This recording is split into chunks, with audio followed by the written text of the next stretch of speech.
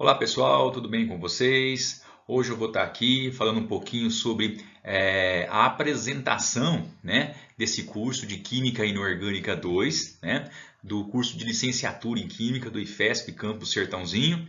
E na Química Inorgânica 2, nós vamos ver que ela basicamente ela é a química dos compostos de coordenação ou complexos metálicos. Então vocês podem dar uma procuradinha por aí para se saber um pouquinho melhor o que são os compostos de coordenação, o que são os complexos metálicos, porque vai ser o assunto nosso praticamente aqui o curso todo falando sobre esses compostos de coordenação aqui na Química Inorgânica 2. Nessa apresentação que eu preparei para vocês, eu vou falar um pouquinho sobre o conteúdo que a gente vai ver ao longo desse semestre, vou falar um pouquinho sobre os critérios de avaliação e vou mostrar para vocês aqui algumas referências básicas. Eu chamo a atenção para vocês que esse curso até então ele está sendo modelado para ser um curso remoto, né? Ou seja, nós vamos preparar algumas videoaulas, vamos colocar essas videoaulas no Moodle e você vai então acompanhar pelo Moodle essas aulas de até então a Química Inorgânica 2. Então, vamos lá na apresentação dessa disciplina de Química Inorgânica 2. Lembrando, é a química dos compostos de coordenação. Bem, aqui como eu prometi para vocês, vou falar um pouquinho sobre o conteúdo, né? Quais são os tópicos que nós vamos ver ao longo desse semestre nessa disciplina de Química Inorgânica 2. Então, tá aí a ementa do curso ou ainda os conteúdos que a gente vai analisar e vamos ver em detalhes aí ao longo do semestre. Chamo a atenção para vocês que a Química Inorgânica 2, eu já falei anteriormente, é a química dos compostos de coordenação. Então nós vamos ver muito sobre a química de coordenação. Vamos começar por ela, por uma introdução. Vamos falar um pouquinho sobre a definição de que são esses compostos de coordenação, que serão os grandes personagens desse nosso curso. Então falaremos um pouquinho sobre os compostos de coordenação. Vou falar para vocês um pouquinho sobre os ligantes, principais ligantes, né, aqueles ligantes mais comuns, os ligantes mais representativos. A nomenclatura desses compostos de coordenação também, que é um assunto extremamente importante, é saber atribuir nomes a esses compostos de coordenação. Falar um pouquinho sobre a geometria também desses compostos de coordenação.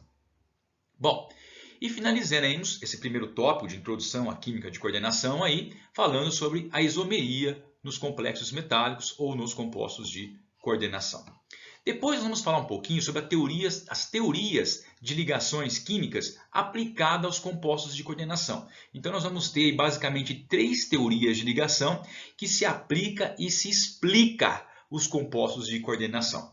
Quais são essas teorias? A teoria de ligação de valência, TLV.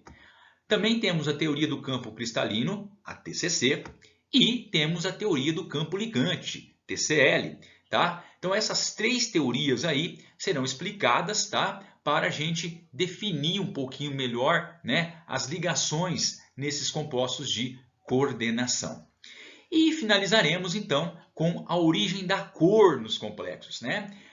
Esses compostos de coordenação eles têm como característica serem coloridos, né? E vamos procurar um pouquinho aí a explicação dessas cores, né, nos compostos de coordenação.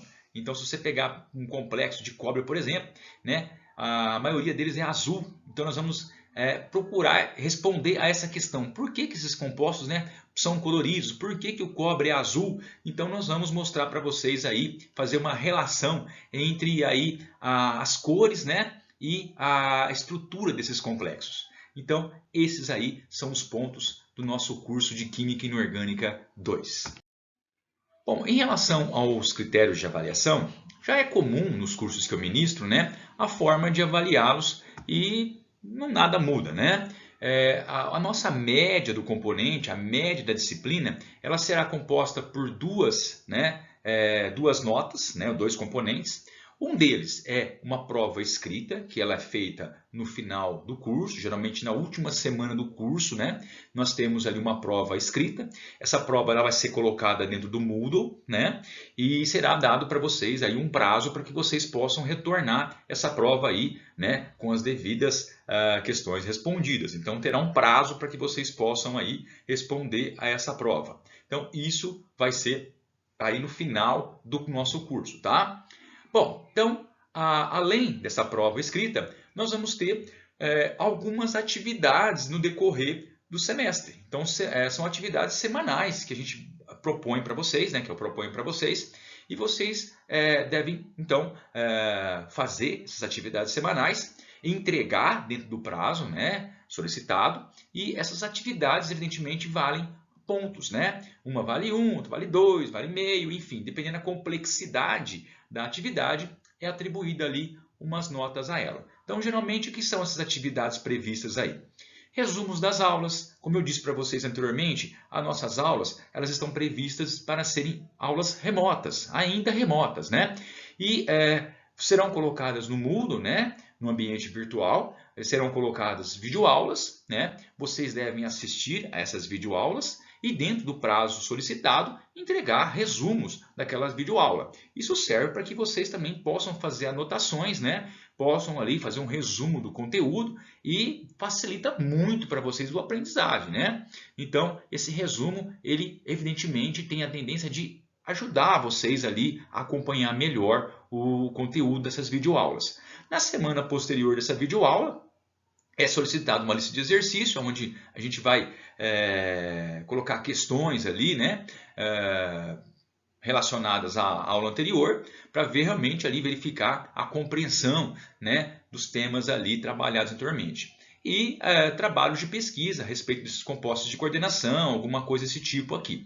Tá? Então, no final das contas, você terá essa prova, que vai ser uma nota de 0 a 10, e você vai ter também essas atividades, que uma vale meio, outra vale 2, vale 1, tal. No final do semestre, você terá completado até 10 pontos de atividades. Então, você tem de 0 a 10 a prova, de 0 a 10 as atividades. Tá? São duas notas, uma de 0 a 10 a prova, outra de 0 a 10, que é a entrega dessas atividades de forma correta, dentro daquilo que é solicitado. Então, essas duas notas vão compor aí a média, que eu vou falar agora na sequência para vocês como vai ser feito essa média. Bem, a média da disciplina de Química Inorgânica 2, ela é feita como se fosse a média aritmética, né, das duas notas que vocês têm. Então, a prova, que eu estou chamando de P aqui, tem nota de 0 a 10, as atividades também vai de 0 a 10, soma, divide por 2, tá? Não tem peso em relação à outra. E pode ser feita somando as duas dividindo por 2, ou então pode multiplicar cada uma delas por meio, tá? Então, só lembrando aqui que essas atividades, né, embora elas às vezes aparentemente valem poucos pontos, né? Um resumo de uma videoaula que eu tenho que assistir, depois eu tenho que fazer esse resumo valendo apenas 1 ponto. Olha, é extremamente importante a entrega dessas atividades. Elas valem relativamente pouco, mas o peso dessas notas aí, dessas atividades no final do semestre, ela é importantíssima. Eu vou dar só um exemplo aqui, tá? Se vocês entregarem todas as atividades em ordem, conforme solicitado, dentro do prazo estabelecido, entregou todas as atividades, você já tem 10 de atividades, ou seja, já está com média 5 no componente. Aí basta você fazer a prova, tirar 2 nessa prova, você já está com média 6, média para ser aprovado na disciplina. Então, não estou dizendo que vocês têm que fazer exatamente como eu estou listando aqui, entregar só as atividades e tirar 2 na prova. Não, é só um exemplo para mostrar para vocês que vocês entregando as atividades, que é o natural, né, de aprendizagem, que você realmente se dedique, né, ao tema, né, se dedique ao curso, né? Então, fazendo as atividades, essas notas que às vezes é 1, 2, meio, contribuem e muito para a média. Então, pessoal, vai uma dica extremamente valiosa para vocês aqui. Uma dica de quem trabalha com esse tipo de avaliação, quem trabalha com esse critério de avaliação já há algum tempo. Façam as atividades.